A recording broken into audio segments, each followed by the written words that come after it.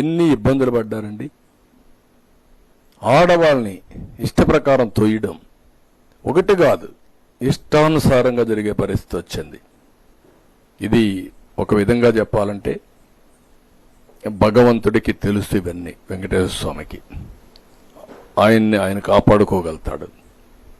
ఆయన పవిత్రతను ఎవ్వడూ మలినం చేయలేడు.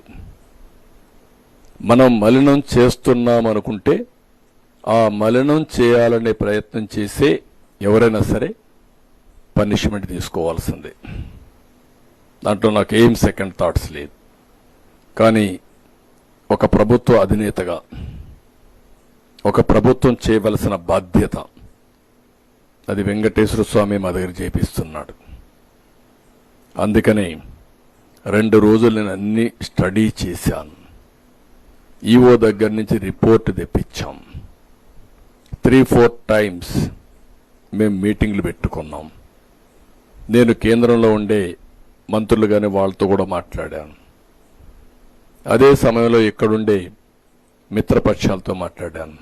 అటు మిత్రుడు పవన్ కళ్యాణ్ గారితో, బీజేపీ రాష్ట్ర పార్టీ అధ్యక్షుడు పురంధేశ్వరితో ఇద్దరితో మాట్లాడాను. మాట్లాడినాక ఒక కన్క్లూషన్కి వచ్చాం. ఈ యొక్క టెంపుల్ యొక్క పవిత్రత కాపాడడం మా అందరి బాధ్యత. ఎలాంటి లోటు రానియమని